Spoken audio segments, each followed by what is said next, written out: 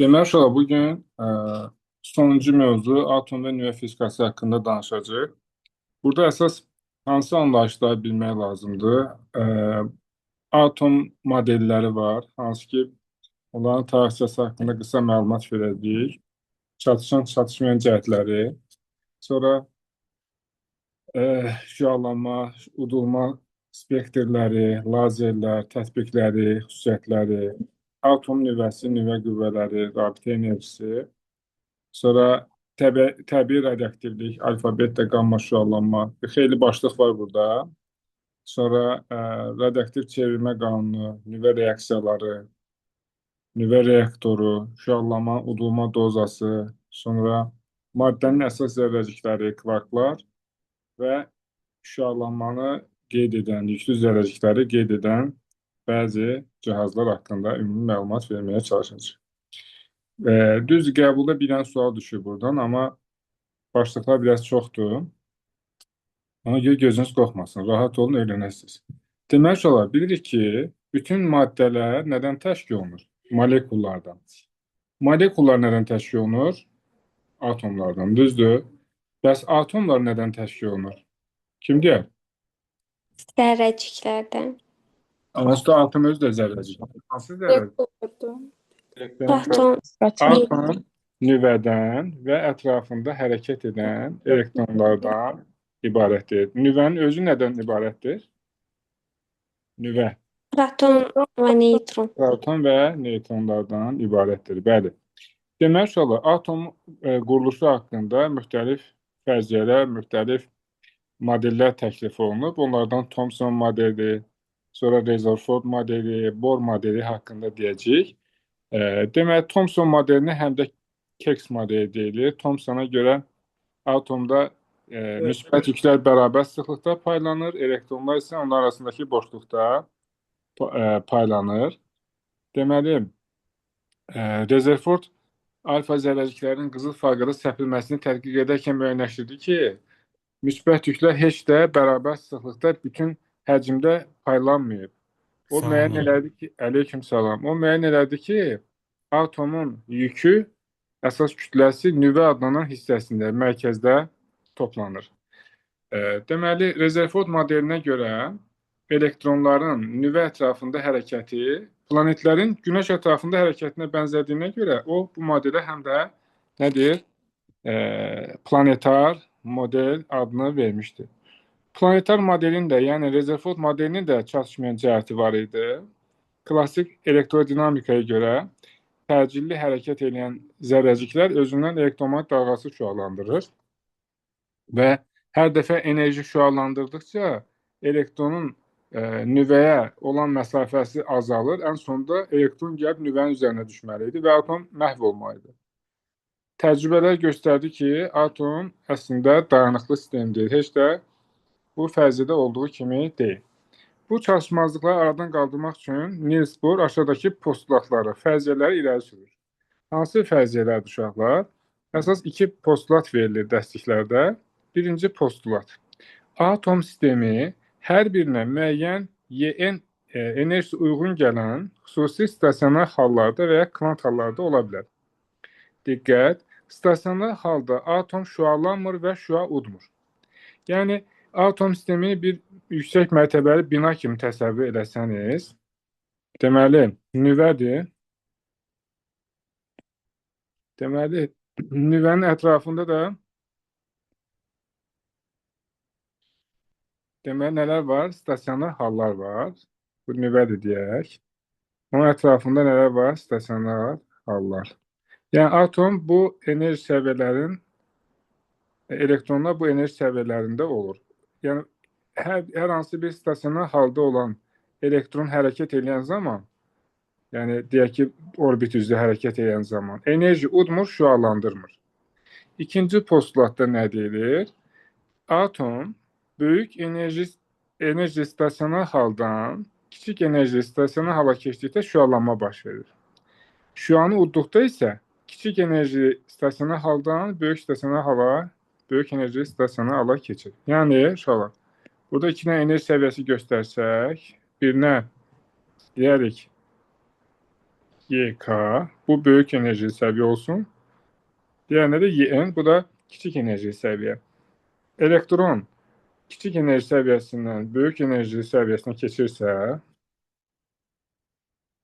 onda nə baş verir? Udulma. Böyük enerji səviyyədən kiçik enerji səviyyəyə keçirsə, nə baş verir? Şüalanma. Bu zaman udulan veya şüalanan fotonun enerjisi H-nü enerji səviyyələrdəki fərqə bərabərdir. Yəni H-nü bərabərdir. Yuxarıdakı enerji səviyyəsi, yəni böyük enerji səviyyəsi çıxılsın kiçik enerji səviyyəsi. H burada bilirsiniz Planck sabitidir, nü tezlikdir. Lambda da dalğa uzunluğudur.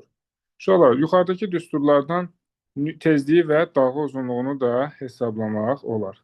H-nü YK çıx YN-dirsə, onda nü nəyə bərabər olacaq? YK çıxılsın YN bölünsün H-a. Və ya dalğa uzunluğu HC bölünsün YK çıx YN. Bohr nəzəriyyəsinə görə hidrogen atomunun stasionar hallarının enerjisi YN bərabərdir mənfi Y0 böl N kvadratı ifadəsi ilə təyin olunur. Burada N baş kvant ədədi adlanır. Yəni, stasionar halların kvant hallarının nömrəsini göstərir. Məsələn, N1, 2, 3, 4, 5 sonsuzluğa qədər davam edir. Uşaqlar, N bərabərdir 1 olan hal, yəni Y1 halı əsas hal adlanır.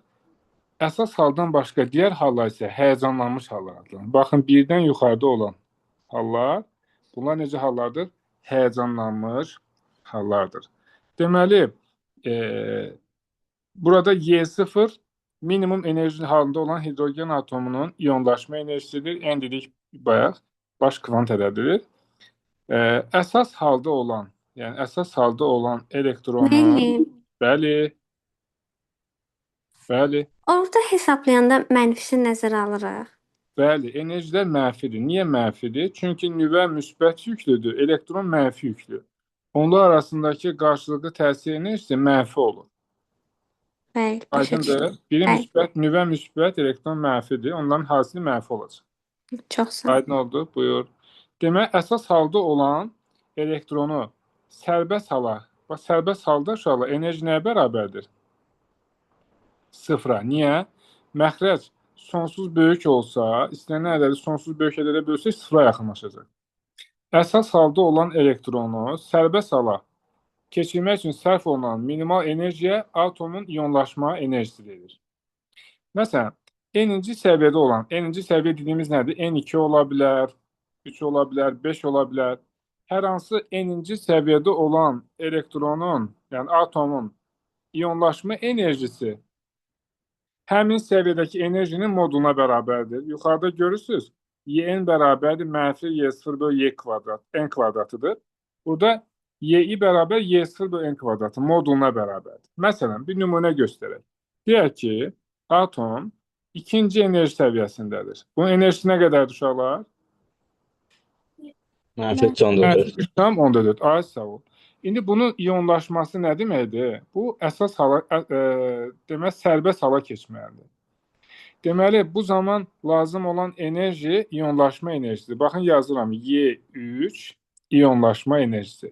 Neynəməliyəm? Sonsuzluq səviyyəsindəki enerji, ən sonsuzluq olan haldakı enerjiyə keçib də. Orada enerji sıfırdır. Çıxılsın. Nə yazmalıyam? İkinci səviyyədə göstərmişəm şu an. Üzr istəyirəm. 2. İkinci səviyyədə olan atomun iyonlaşma enerjisi. Çıxılsın. Y2 yazıram. Y sonsuzluq nəyə bərabərdir? Sıfıra. Y2 nəyə bərabərdir? Mənfi 3,4 elektron volta. Mənfinin çıxanda nə olacaq? Müsbət. 3,4 elektron volt. Həm də biz nə demişdik? İyonlaşma enerjisi, düzdür? Nəyə bərabərdir? Həmin səviyyədəki enerjinin moduluna bərabərdir. Yəni 3,4 elektron volta. Siz deyin görüm uşaqlar, 3-cü səviyyədə olan atomun iyonlaşma enerjisi nə qədər olacaq? 1,51. Bəli, Bir modulu. tanesi. Bəli, 1,51. Aydındır? Aydındır uşaqlar, var mı sual buna? Deməli, inşallah enerji diaqramında atomun hər bir stasionar halı enerji səviyyəsi adlanan üfüqi xətlərlə göstərilir. Bayaq göstərdik, inşallah üfüqi xətləri görürsünüz, yaşıl rəngdə olan. Onlar onun enerji səviyyələridir. Enerji səviyyələri üfüqi xətlərlə göstərilir. Bunu dedik.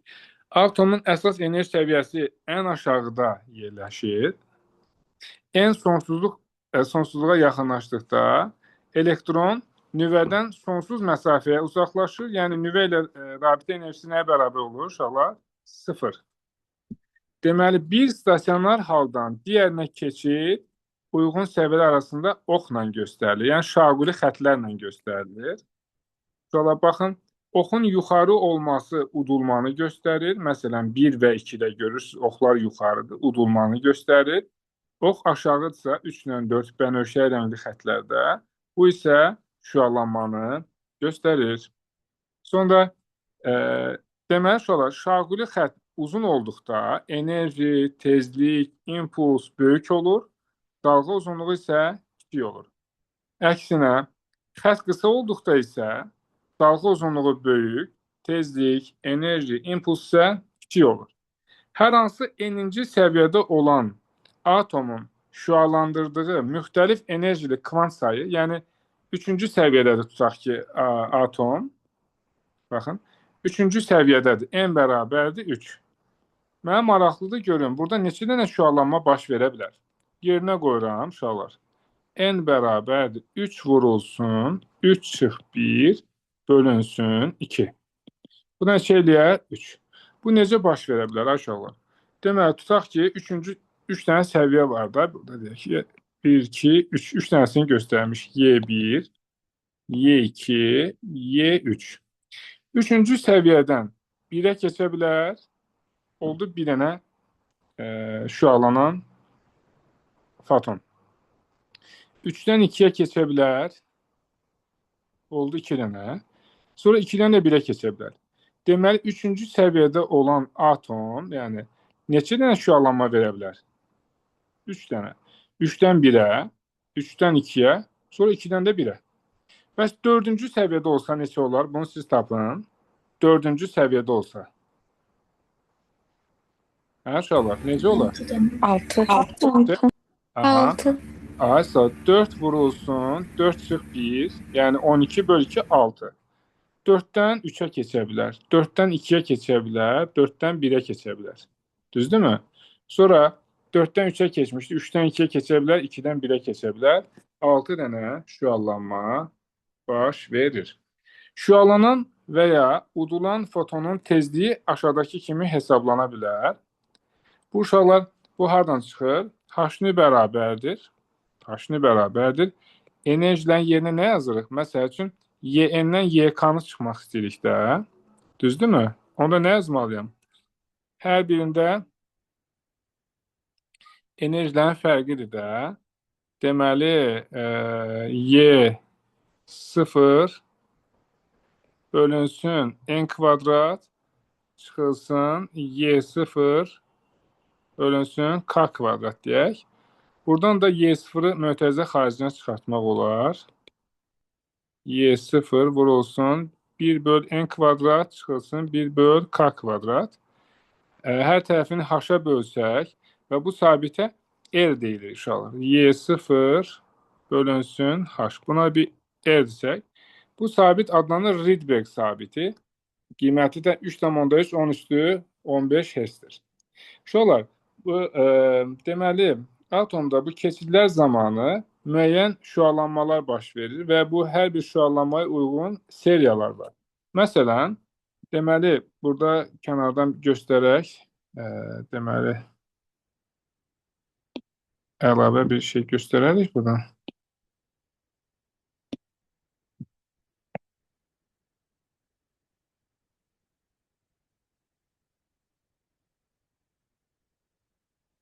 Qoyaq, sonra yerini dəyişərik. Deməli, uşaqlar, məsələn, burada enerji səviyyələrini göstərsək, bu birincisi olsun, 2 olsun.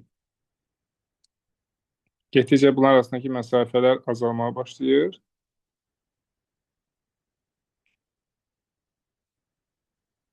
Bu olsun Y1, Y2, Y3, Y4, Y5 və s. Bura çəkirik. Deməli, 4-dən, 5-dən 1-ə gələ bilər. Elektron keçə bilər. 5-ci səviyyədən, 4-cü səviyyədən 1-ə. Buradan 1-ə gələ bilər. Birini biraz uzun çəkək. Sonra 3-cü səviyyədən gələ bilər. Bax, bu keçidlər zamanı uşaqlar ultra bənövşəyi şüalanma baş verir. Deməli, birinci səviyyə keçidlər ultra bənövşəyi şüalanma ilə nəticələnir. İkinci səviyyəyə keçidlər, ikinci enerji səviyyəsinə.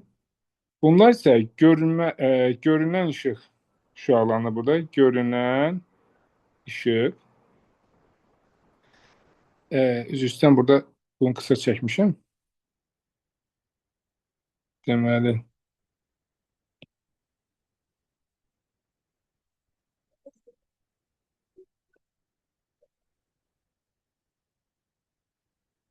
bu zaman görünən şüalama baş verir. İkinci səviyyə keçidlərdə 3-dən yuxarı enerji səviyyələrinə keçidlər isə infraqırmızı şüalanmanı verir. Deməli, Lyman seriyası, Lyman birinci səviyyə keçidləri xarakterizə edir. Məsələn, N1 nə deməkdir bu? Birinci səviyyə. Birinci səviyyə hardan keçə bilər? 2-dən, 3-dən, 4-dən, 5-dən. Balmer seriyasında ikinci səviyyə keçid ən yaxın qonşusu olacaq. 3, 4, yuxarısı 5, 6 gedir.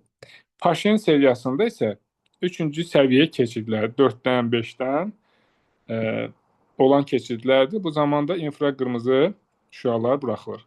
Bura qədər aydın olmayan bir şey var mı uşaqlar? Kimin sualı varsa soruşsun. Davam edək. Millət, var sualı olan? Bunu da aşağıdan qoydum. Deməli, uşaqlar, ayrı-ayrı element atomları yalnız həmin atomlara məxsus olan işıq dalğaları şüalandırır. Deməli, şüalanma spektrlərinin 3 növü var. Xətti spektr. Xətti spektri verən nədir? Atomar halda olan qazlar. Sonra zolaqlı spektr var. Bunu molekulyar qazlar verir. Bütöv kəsilmə spektri isə bərk cisimlər, mayelər, deməli, eləcə də böyük sıxlıqlı qazlar verir. Bu qeyd hissəsinə fikir verin. Bir-iki dənə belə sual olmalıdır nəzəri olaraq. Xətti şüalanmanın spektri, xətti şüalanma spektri tünd fonda rəngli xətlərdən ibarətdir. Burada sözə diqqət eləsəniz, asanlıqla cavabı tapmaq olur. Rəngli xətlər şüalanmanı göstərir. Burada da elə xətti şüalanma deyir. Udulmada isə xətti udulmanın spektri kəsilmə spektrinin fonunda tünd xətlər. Tünd xətlər udulmanı göstərir. Rəngli xətlər isə şüalanmanı göstərir. Yəni spektrə görə, bu şüalanma spektrinə görə, bu xətlərə görə maddənin kimyəvi tərkibinin müəyyən edilməsinə spektral analiz deyilir. Nə deyilir? Spektral analiz. Spektrləri tədqiq etmək üçün spektroqraf, müşahidə etmək üçün spektroqrafdan istifadə olunur. Üzr istəyirəm, spektroskopdan istifadə olunur. Bu cihazların iş prinsipi işığın dispersiya və difraksiya hadisəsinə əsaslanır. Və suallar da qabağınıza çıxa bilər. Xarici təsir altında elektronun yuxarı enerji səviyyəsindən aşağı enerji səviyyəsinə keçidlər məcburi şüalanma adlanır. Məsələn, lazerlər var ki, hansı ki, onların iş prinsipi məcburi şüalanmaya əsaslanır. Lazerlər istilik, kimyəvi, elektrik enerjisini elektromagnet sahəsinin enerjisinə çevirən qurğulardır. Deməli, yaqut lazeri adlanan lazer var ki, o 3 enerji səviyyəsindən işləyir. 3 enerji səviyyəsi əsasında izah olunur iş prinsipi. Deməli, burada alüminium atomlarının bir hissəsi xrom atomları ilə əvəz olunur. Güclü lampanın alışması nəticəsində xrom atomları birinci Y1 səviyyəsindən keçirlər Y3 həyəcanlanmış səviyyəyə. Burada çox qısa müddət qala bilirlər. Təxminən 10⁻8 saniyə burada elektronlar toplanır. Sonra deməli, enerjinin bir hissəsini kristal qəfəsə verərək şüalanmadan öz başına ikinci səviyyəyə keçirlər və burada elektronlar toplama başlayır. İkinci səviyyədə olan elektronlar isə öz başına birinci səviyyəyə keçmir. Onların üzərinə ikinci və birinci enerji səviyyəsindəki fərqə bərabər enerji ilə şüalanma ilə təsir göstərdikdə onlar nə edirlər? Birinci səviyyəyə keçirlər.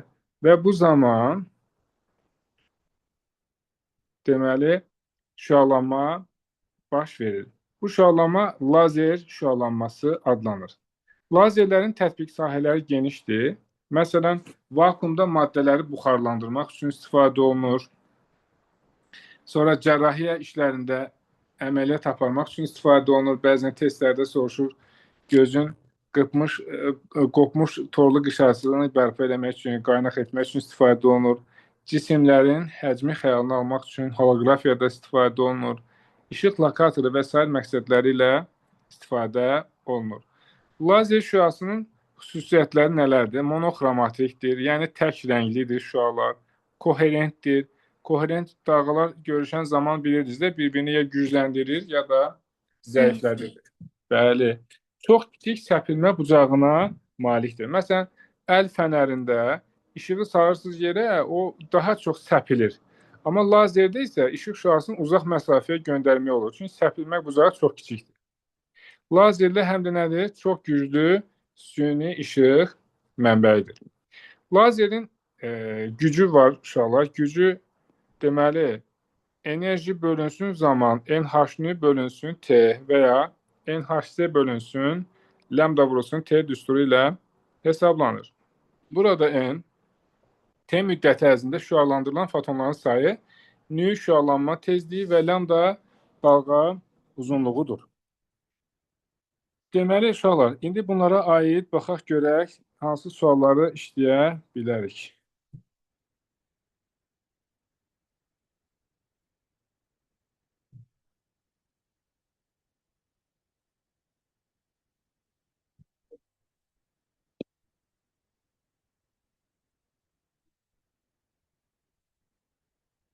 Yəni baxarsınız topluda neçən səhifədən başlayır atom?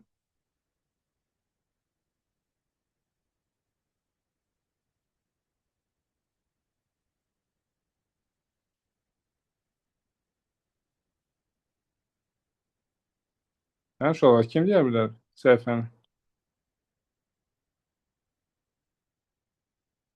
Toplu yanında değilim. Tamam, baxaram buradan çəkərəm. 250'lerden galiba. Neçə? 250. Tamam, eyvə. Buradan çəkərik.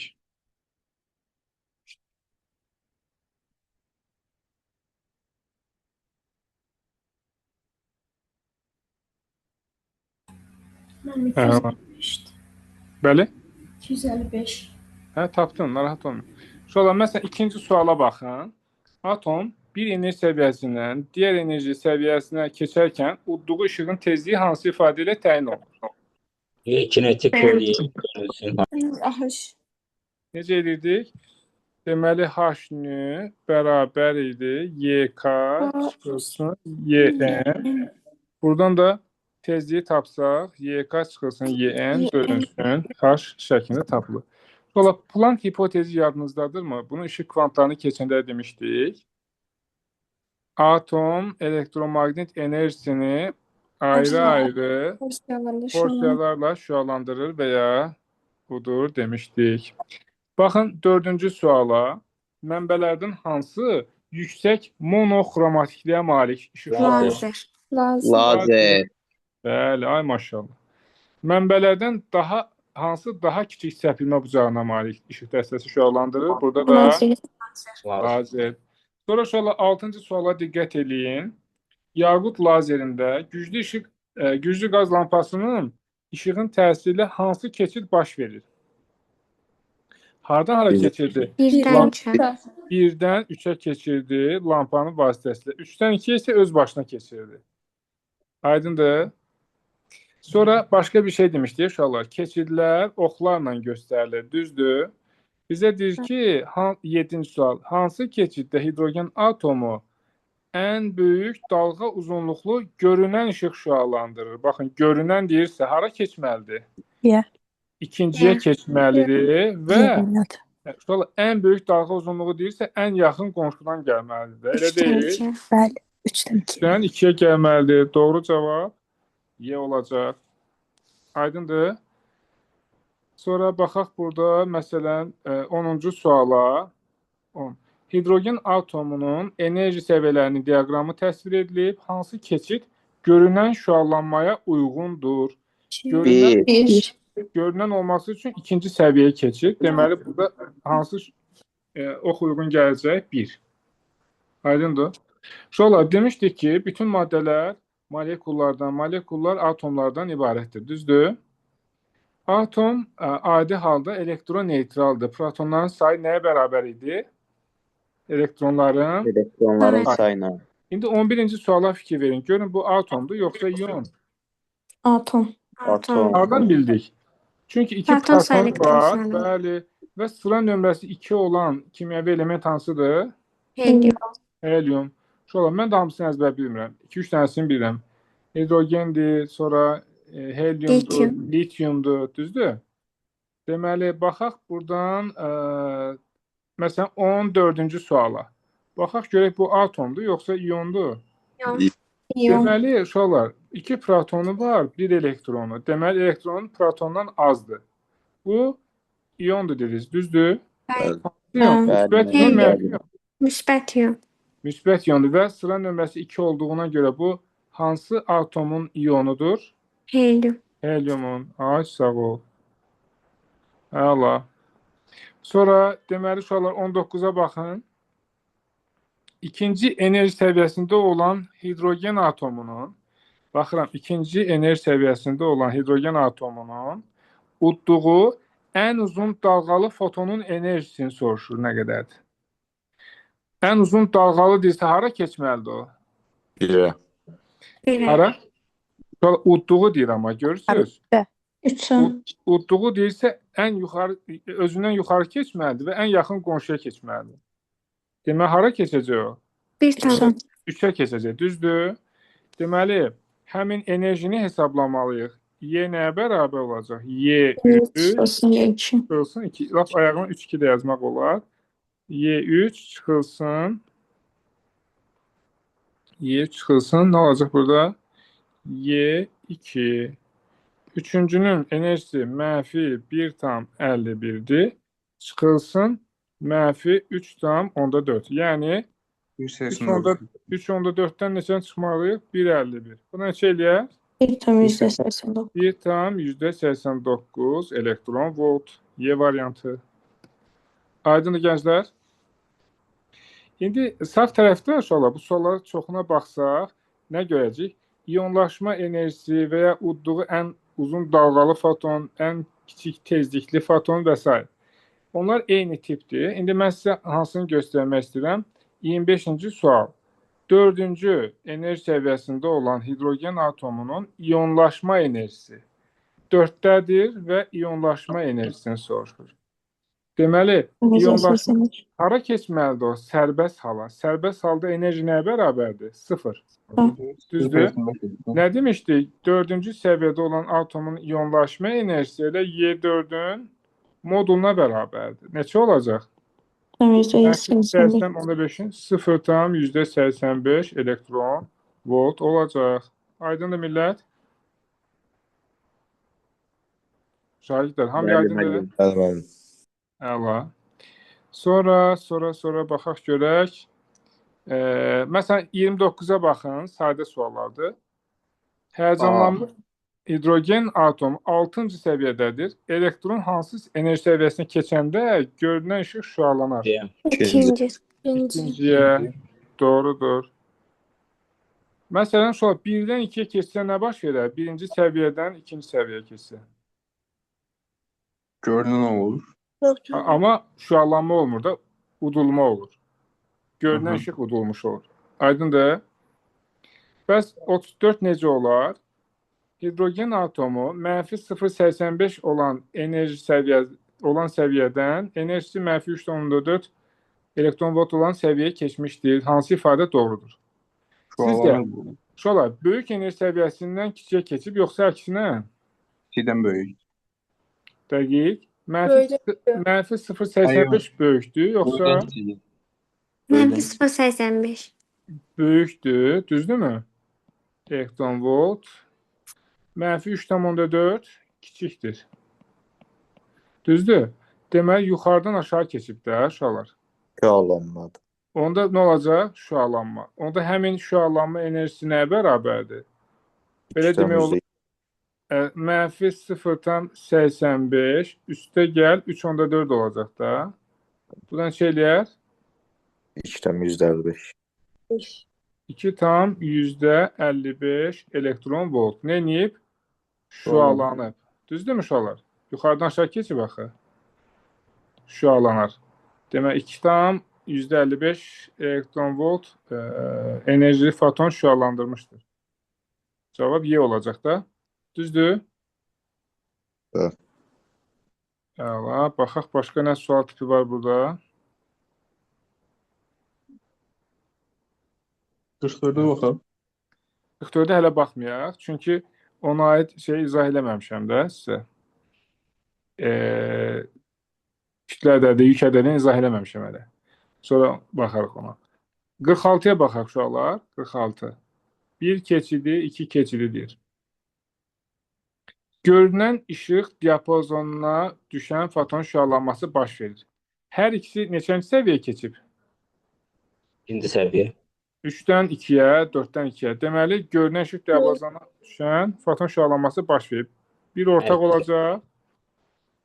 Şüalanan fotonun tezliyi daha böyükdür. Hansı oxla göstərilən keçiddə tezlik daha böyükdür? Birinci. 1. Niyə? Ox daha uzundur. Daha Bəli. uzundur, doğrudur. Şüalanan fotonun dalğa uzunluğu daha böyükdür. 2-də. Qısa xətt. Düzdür? Atomun iyonlaşma enerjisinin qiyməti artır. Hər ikisi. Hər ikisində. Bəli. Məsələn, 4-də iyonlaşması üçün daha az enerji lazım idi. 3-də də az lazım idi. Hər ikisi 2-yə gəlir. Deməli, hər iki keçid zamanı atomun iyonlaşma enerjisi artır. Deməli, doğru cavab nə olacaq burada? 2, 3, 1, 4. A olur da deyəsən. Düz gördüm səyər. Düzdür mü uşaqlar? Ardıcılığa fikir verin. Birinciyə uyğun gəlir 2, ikinciyə uyğun gəlir 3, üçüncüyə uyğun gəlir 1, 4. Bəli. Bu dəfə düz seçmişik. Sonra baxın 50-ci suallar, uşaqlar, 50. 50-də necə olacaq? Atom enerji diaqramında keçidlər göstərmiş. Tezliklər arasında hansı münasibət doğrudur? 3 böyükdür, 1 böyükdür. 3 böyükdür 1-dən, 1, o da böyükdür 2. böyükdür 2-dən. Deməli, doğru cavab C olacaq. Aydındır. Dalğa uzunluğunda bunun əksi olur, hə? Qısa. Bəli, qısa xətt böyük dalğa uzunluğu olur. Məsələn, onun yazası olsaydıq, necə olardı? Lambda 2 böyükdür, lambda 1 böyükdür, lambda 3-dən. Enerji ilə də tezliyə indi. Enerji Y bərabər H-nüdür axı. Hə, tamam. Aydındır. Bəli. 56-ya baxın, 56. Hansı keçid zamanı məcburi şüalanma hesabına baş verir uşaqlar? 3-dən 2. Yox, orada deyək öz başına. Öz başınadır burada, spontan. Bəli, 1-dən 3 amma. Hə, tamam. Xeyr. 2-dən 1-ə. 2-dən 1-ə. Ay, şüalanma deyir axı. 2-dən 1-ə məcburi şüalanma olur. 3-dən 2-yə öz başına. 1-dən 3-ə udulmadır uşaqlar, şüalanma deyil. Aydındır? Var bura qədər sual olan?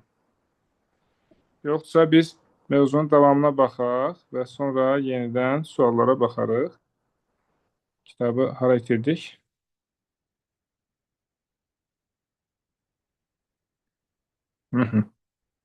İndi atom nüvəsi, nüvə qüvvələri, nüvənin rabitə enerjisinə baxaq. Atomun Atom nüvəsinin proton-neytron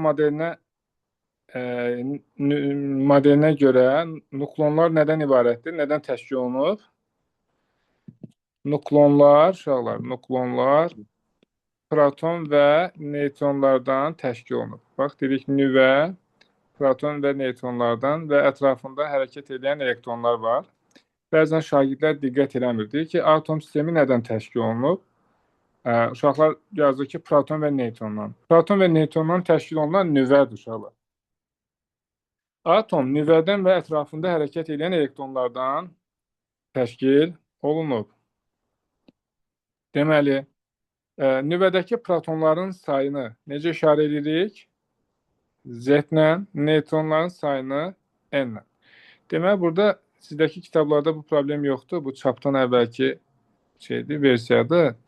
Nüvənin yükü nüvə nəyə bərabər olur? Müsbət Z vurulsun Y-yə. Z protonun sayı və ya kimyəvi elementin sıra nömrəsidir. Neytronların yükü yoxdur, sıfırdır. Protonların yükü müsbətdir. Deməli, nüvədə neçə proton varsa, onun sayını vururuq elementar yükə. Bu da bizə nüvənin yükünü verir. Nüvə simvolik olaraq necə işarə olunur? Simvolik olaraq. X kimi aşağısına Z, yuxarısına A yazırıq. Bu elə nə deməkdir? Aşağısı sanki Q, yük, yuxarısı kütlə. Aşağısına deyirik yük ədədi və ya proton sayı. Yuxarısına isə deyirik kütlə ədədi və ya deməli, nukleonların sayı. Aydındır uşaqlar. Proton sayı eyni. Neytronların sayı müxtəlif olan nüvələrə izotoplar deyilir. Məsələn, hidrogenin 3 dənə izotopu var. Protium, deuterium və tritium. Protiumda deməli bir dənə proton var, neytronu yoxdur. Deuteriumda deməli bir proton, bir neytron var. Tritiumda bir proton, iki neytron var. İzotopların hansı xassələri eynidir uşaqlar? Fiziki xassələri yoxsa kimyəvi? İzotopların kimyəvi xassələri eynidir. Niyə? Çünki elektron örtüklərinin quruluşu eynidir. Fiziki xassələri müxtəlifdir. Nəyə görə müxtəlifdir? Çünki nukleonların sayı müxtəlifdir. Burası aydındır. Uşaqlar, protonlar müsbət yüklüdür, neytronlar yüksüzdür. Bunları nüvədə saxlayan qüvvələr necə adlanır? Bilirsiniz? Millət? Nüvə qüvvələri. Bəli, nüvə qüvvələri. Deməli, nüvə qüvvələri yaxına təsir qüvvələridir. Yəni, yaxın məsafədə hiss olunur. Elektromagnet qüvvələrindən 100 dəfə güclüdür, cazibə xarakterlidir, doyma xassəsinə malikdir. Eksperimentlərdən, təcrübələrdən müəyyən olunub ki, nüvənin kütləsi onu təşkil edən nukleonların, proton və neytronların sükunət kütlələri cəmindən kiçik olur. Bir dənə fikirləşin. Nüvə proton və neytronlardan təşkil olunub. Nüvənin kütləsi onun tərkibindəki, onu təşkil edən proton və neytronların sükunət kütlələri cəmindən kiçikdir. Bu fərq kütlə defekti adlanır. Sual çıxa bilər ki, necə ola bilər ki, nüvədə proton və neytronlar var və nüvənin kütləsi onların cəmindən kiçikdir. Çünki proton və neytronlar bir araya gələn zaman kütlə azalır və bu fərq enerjiyə sərf olunur, enerjiyə çevrilir. Bu kütlələrin fərqi kütlə defekti adlanır. Yəni, nukleonların sükunət kütlələri cəmi çıxılsın, nüvənin kütləsi. Bu fərq adlanır kütlə defekti, delta M ilə işarə olunur. Burada M, kiçik n bu neytronların kütləsidir, MP proton kütləsi, böyük M ayağında böyük n. Deməli, bu nədir? Nüvənin kütləsidir. Deməli, dedik ki, nukleonları bir arada saxlayan qüvvələr nüvə qüvvələridir. Bəs onları ayırmaq üçün, nukleonları ayırmaq üçün, protonları, neytronları ayırmaq üçün lazım olan enerji adlanır rabitə enerjisi. Rabitə enerjisi delta M vurulsun S kvadratı ifadəsi ilə təyin olunur. Onun da vahidi sistemdən kənar vahid olaraq mega elektron voltla ifadə olunur. Mega elektron volt 1,6 10 üstü -13 jouldur. Deməli, uşaqlar, Dedi ki, kimyəvi element simvolik olaraq Z, X, Z, A kimi işarə olunur. Deməli, bir dənə nukleona düşən enerjiyə, rabitə enerjisinə xüsusi rabitə enerjisi deyilir. Deməli, xüsusi rabitə enerjisi bərabərdir Y rabitə bölünsün A. Məsələn, lityum 3,7-dir də, sıra nömrəsi 3-dür, proton sayı 3-dür, neytron sayı 4-dür. Yəni, burada A nəyə bərabərdir? 7-yə. Deyək ki, rabitə enerjisi 7-sə, xüsusi rabitə enerjisi nəyə bərabər olacaq? Y bölünsün 7-yə bərabər olacaq. Onun da vahidi mev bölünsün nukleondur uşaqlar. Xüsusi rabitə enerjisi böyük olan nüvələr daha dayanıqlı olur.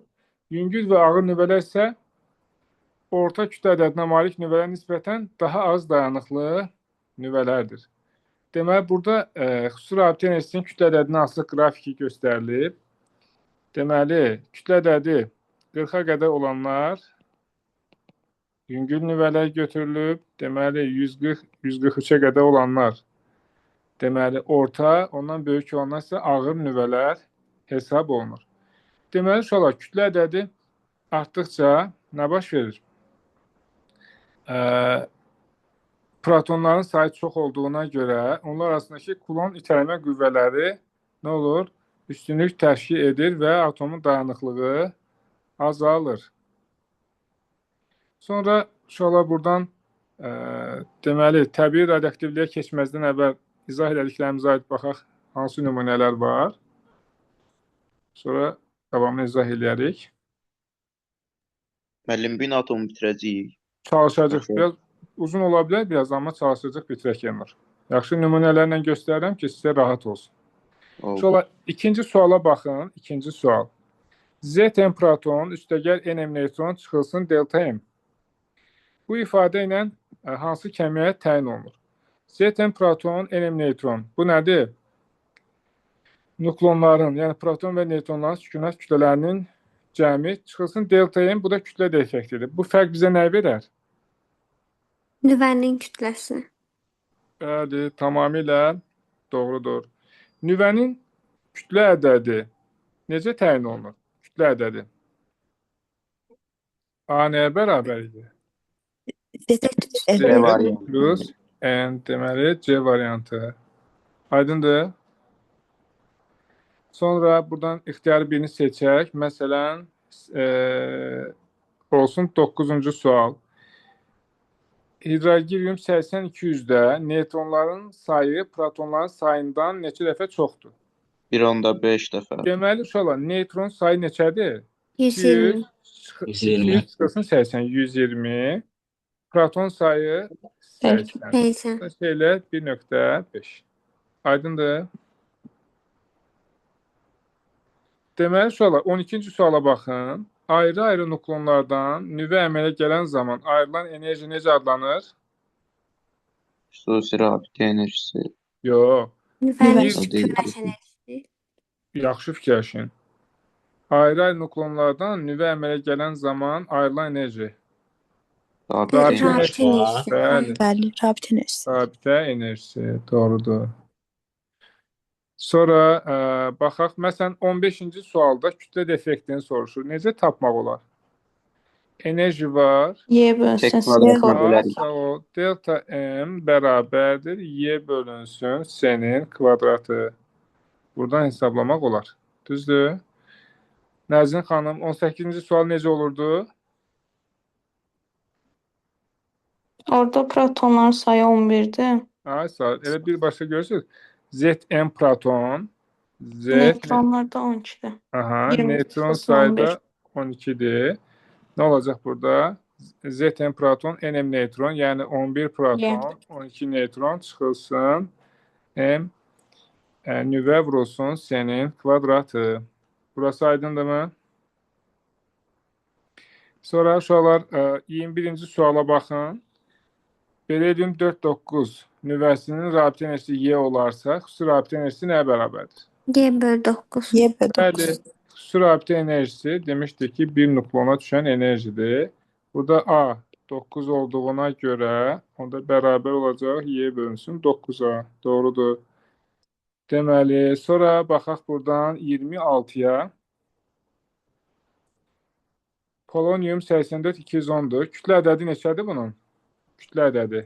210. 110. Aha. A. Proton sayı 84. 84. 4. düzdür. Neytron sayı 126. 26. 26. Ay maşallah. Görürsünüz. Sonra deyir ki, atom qaldı. Görürsünüz, hamısını bildiniz. Aydındır. Bu nümunələr bu başlıq üçün kifayətdir. İndi təbii radioaktivliyə aid baxaq. Deməli, uşaqlar, nüvələrin müxtəlif zərrəciklər şüalandırmaqla başqa nüvələrə çevrilməsinə radioaktivlik deyilir. Curie və Rutherford tərəfindən aparılan təcrübələr göstərir ki, sıra nömrəsi 83-dən böyük olan bir çox elementlər öz başına 3 növ şüalanma yaradırlar. Alfa şüalar, beta şüalar, gamma şüalar. Alfa şüalar helium nüvələri serindən ibarətdir, yükü müsbətdir, elektrik və maqnit sahəsində az meyl edir. Ən az nüfuz etmə qabiliyyətinə malikdir. Beta şüalar elektron serindən ibarətdir, mənfi beta şüalanmalar. Elektron serindən ibarətdir, yükü mənfidir, elektrik və maqnit sahəsində çox meyl edir. Maddədə keçərkən az udulur. Yəni, bunun nüfuz etməsi alfadan biraz çoxdur. Gamma şüalar isə elektromaqnit dalğasıdır. Elektromaqnit dalğasının yükü olmur, bilirsiniz, yükü sıfırdır. Yükü yoxdursa, elektrik və maqnit sahəsində meyl eləmirlər, düz keçirlər. Ən çox nüfuz etmə qabiliyyətinə malikdirlər.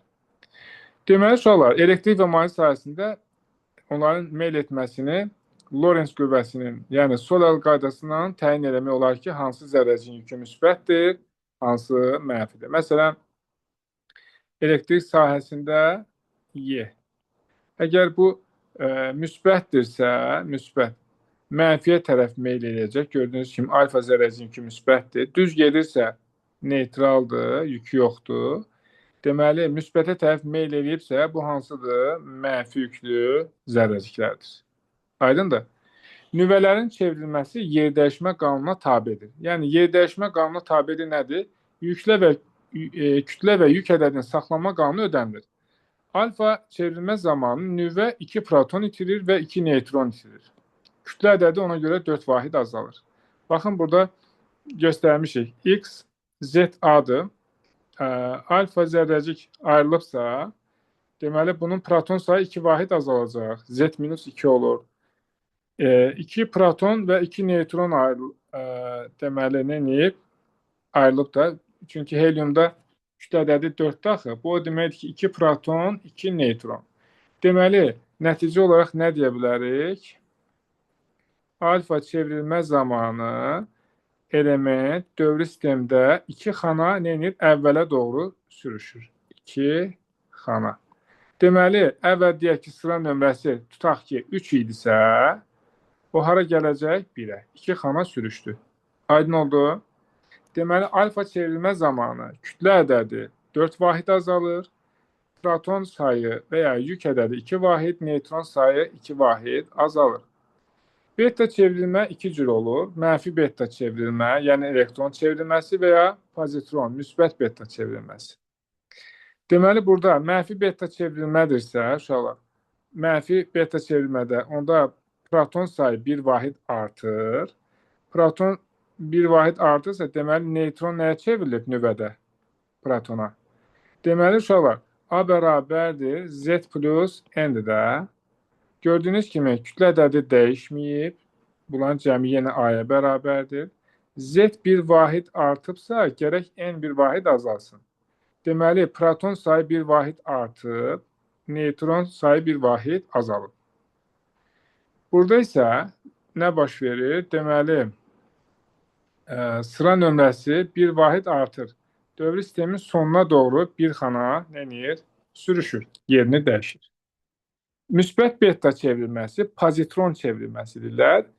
Pozitron elektronun antizərrəciyidir. Burada da deməli proton sayı 1 vahid azalır. Deməli, onda proton nəyə çevrilir? Neytrona çevrilir. Kütlə ədədi isə dəyişmir. Dövri sistemdə nə olacaq? Bir xana əvvələ doğru sürüşür. Yadda qalar uşaqlar. Gamma çevrilmə zamanı isə Atom həyəcanlanmış haldan, burada ulduzla göstərilib, normal hala qayıdır və artıq enerjisini qamma kvantlar şəklində şüalandırır.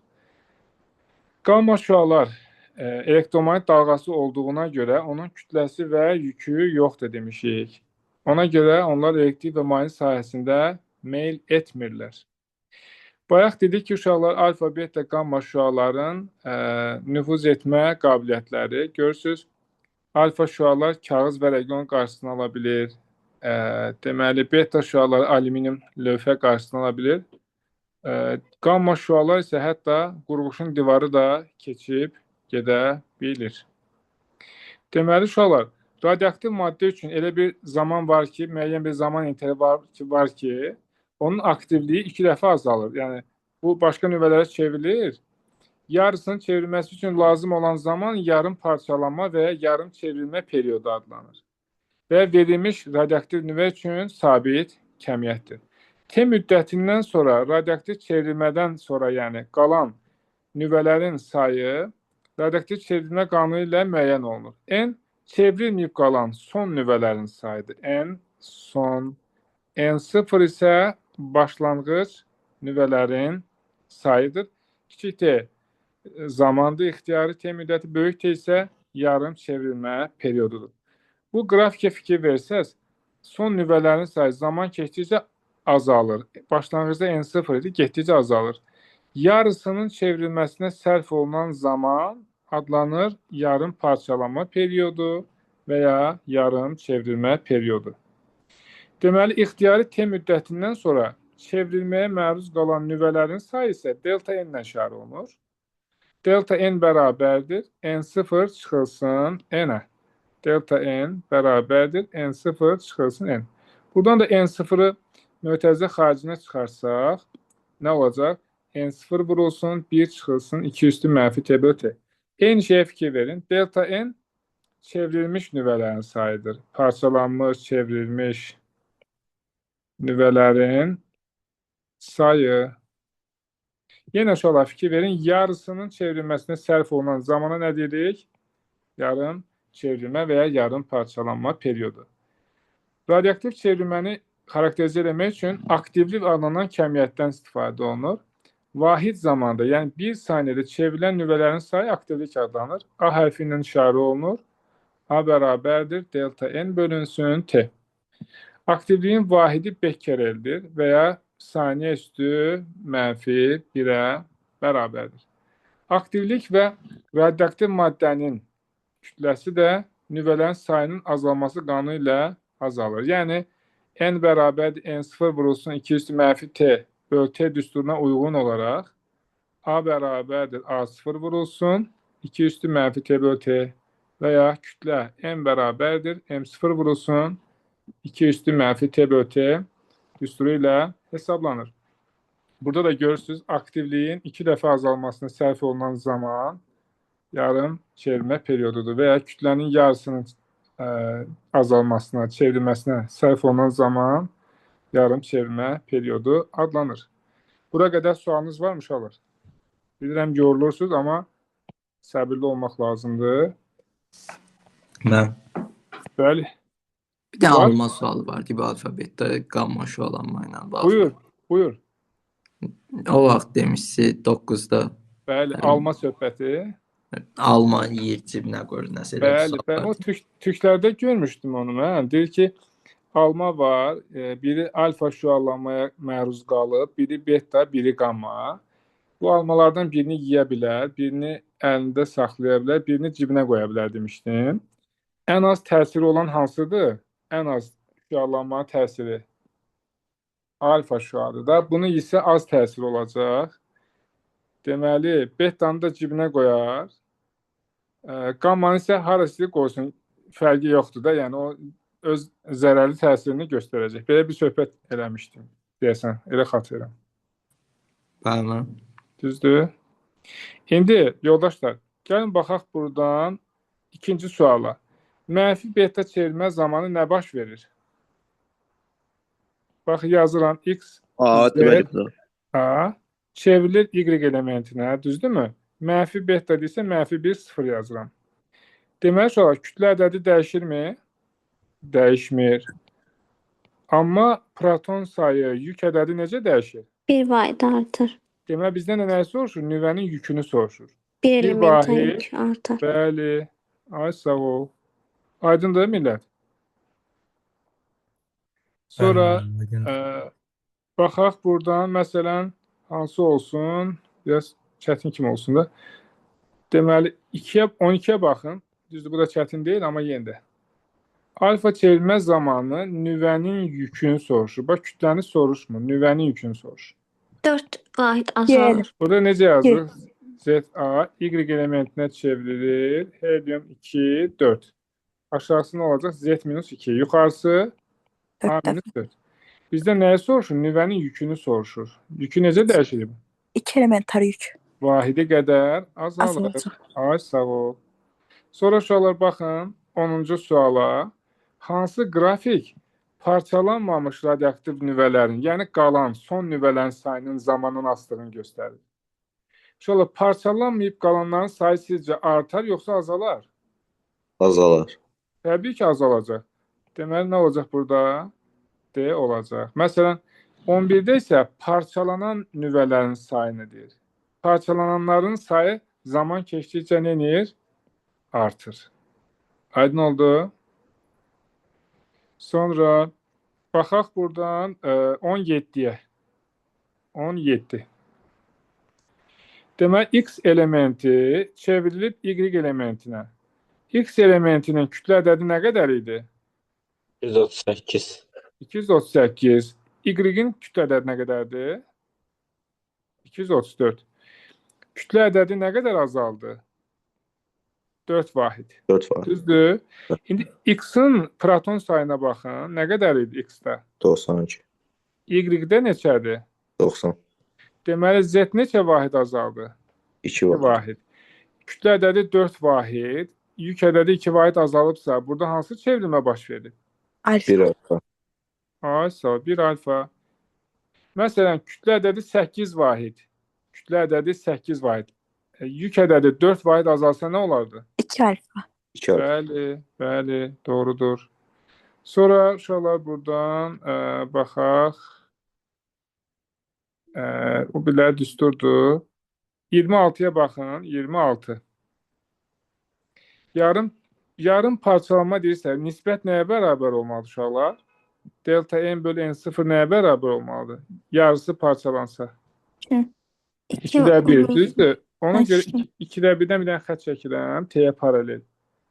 Və buradan zamanları müqayisə edirəm. Uşaqlar, ümumiyyətlə bu tip sualda ya cavab 1 olacaq, ya 5 olacaq da, ya ən yaxındakı, ya da ən uzaqdakı olacaq, deyilmi? Hansında yarısının çevrilməsi üçün daha çox vaxt lazım olub? Hə, uşaqlar? 5. 5-də. Və salam. Ən kiçik saydı? 1-də. 1 olardı. Bəli. Bəli, bəli. 30 necə olar gənclər? 30. Aslı deyil. Bəli, yarım parçalanma, yarım çevrilmə periodu kimyəvi tərkibdən asılıdır. Başqa heç nədən asılı deyil. Kimyəvi tərkibdən də asılılıq qrafiki olmur da, təbii ki. 35-i izah eləyək buradan. Ədədi 4 dəfə azalıb. Deməli, birinci keçiddə görürsünüz, Delta mənfidir. A dəyişməyib, Z artıb. Eləmi? Bəli. A dəyişməyib, Z artıbsa bir dənə mənfi beta çevrilmə baş verir. Bəli. Sonra kütlə ədədi 28 idi, gəldi 24-ə. 4 vahid azaldı. Deməli, yük ədədi isə 2 vahid azaldı. Bir dənə də nə baş verib burada? Alfa. 1 alfa. Bir dənə də alfa çevrilmə baş verib. Deməli, 1 alfa, 1 beta. Düzdür? Veya 1 beta, 1 alfa. Bəli. Aydındır uşaqlar. Bəli. Sonra baxaq, buna oxşar sualı bayaq Kamil soruşdu, müəllim baxaq deyə. 39. Kamil soruşdu, yanımı soruşdu, mən bir nəfər soruşdu amma. Alfa qamma şüalanma. Kütlə ədədi 4 vahid azalır. Hansında? Alfada. Deməli, bu olacaq 1. Yük ədədi dəyişmir. Qamma. Gamma. Qammadı. Kütlə və yük ədədlərinin saxlanma qanunu ödənilir. Hər ikisi. İkisi. Bəli, radioaktiv çevrilmə zamanı yük və kütlə ədədinin saxlanması ödənilir. Qanun dəyişmir də, amma onda da saxlanılır yenə də. Bəli, 0 idi, 0 olaraq qalacaq da yəni. Bəli. Neytronların sayı dəyişmir. Qammada. Qamma. Bəli. Proton sayı 2 vahid azalır. Alfa. Bəli, bax belə bir sadə tapşırıq. 1, 5, 2, 4, 3. 1, 5, 2, 4, 3. D variantı. Aydındır yoldaşlar. Bəli. Qamma asandır. Alfa ilə betanı bəlkə müqayisə eləmək də olar. 42-yə baxın.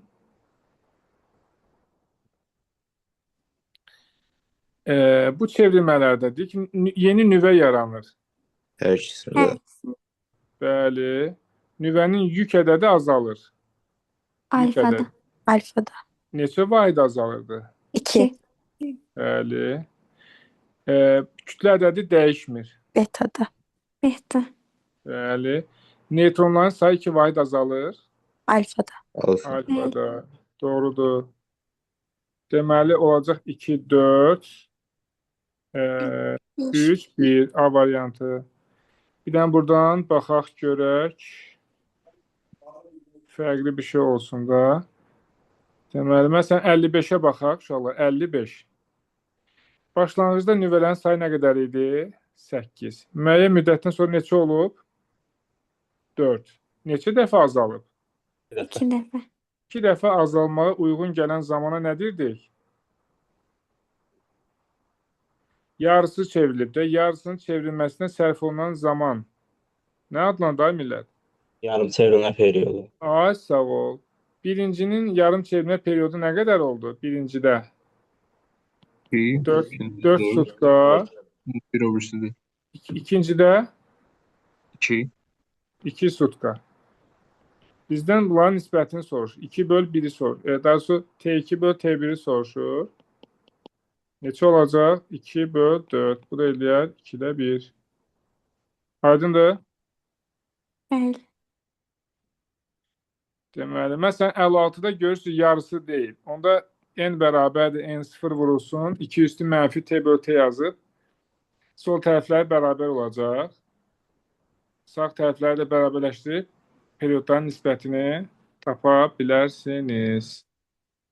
Sonra başqa görək nə var burada. Mənim təxmin nə qədər qalıb dərsə? Deməli, baxım deyərəm indi. Bura qədər sual var. Müəllim, bir dənə 58-ə baxa bilərik. Bir dənə 8-ə baxaq. Baxaq da, nə deyirəm? Bizdən soruşur, yarım çevrilmə periyodu nə qədərdir? Son nüvələrin sayı neçə olub? 12 saat sonra. 8-də 1 0. Deməli, bunu 2 üstü mənfi 3 n0 yazmaq olar. Bəli. O da bərabər n0 vurulsun. 2 üstü mənfi 12 böl t. n0'lar getdi. Deməli, 2 üstü mənfi 3 bərabər 2 üstü mənfi 12 böl t.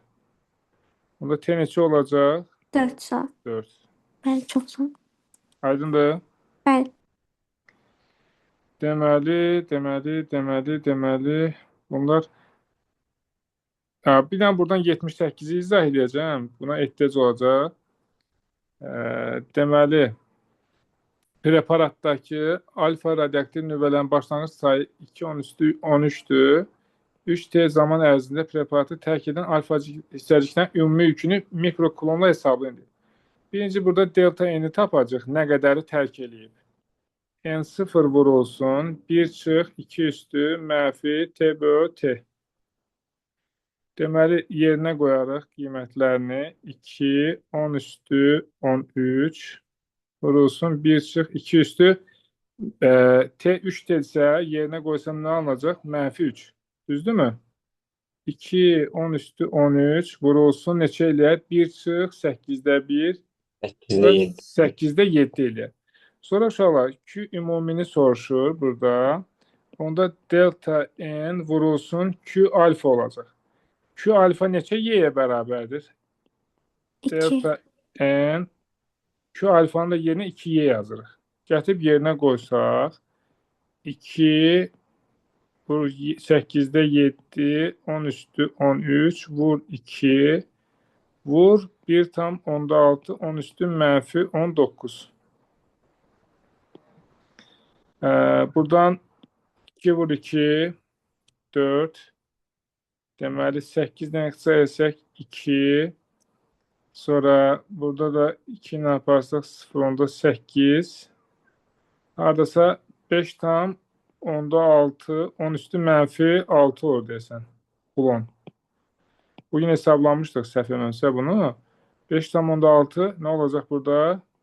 Mikro kulon. Bax bu suala da diqqət edərsiniz. Deyirsiniz, niyə delta ilə vurduq? Çünki tərk edən alfa hissəciklərin ümumi yükünü soruşur.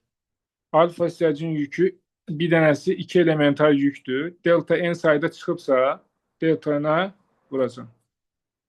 Aydındır uşaqlar. Sonra videosuna da baxarsınız bunun. Yəni görək nə qaldı. Bizdə qaldı uşaqlar nüvə reaksiyaları. Elə çox şey qalmayıb. Demək olar ki, bitirdik. İstəyirsə bitirək. Bununla da rahat olun. Nə deyirsiniz? Mənim bəlkə qalanda gələn dərs baxaq. Necə? Bəlkə ki, qalanda gələn dərs baxaq, həm də mövzu qarışmasın. İstəyirsə saxlaya bilərik. 3 başlığı işləyərsiniz, 4-cü başlığı da sabah izah edərik. Belə daha yaxşı. 3 Olar. dənə başlayır sabah işləməli, sabah axşam. Necə? 3 başlığı sabaha verirsiniz. Yox, sabah axşam, axşama, sabah axşam. Oy, Amma sizə bir səhərə tapşırıq vermişik. Bəli. Nə vermişik? 2018-i bitirmiş. 11-ci sinif. Tamam.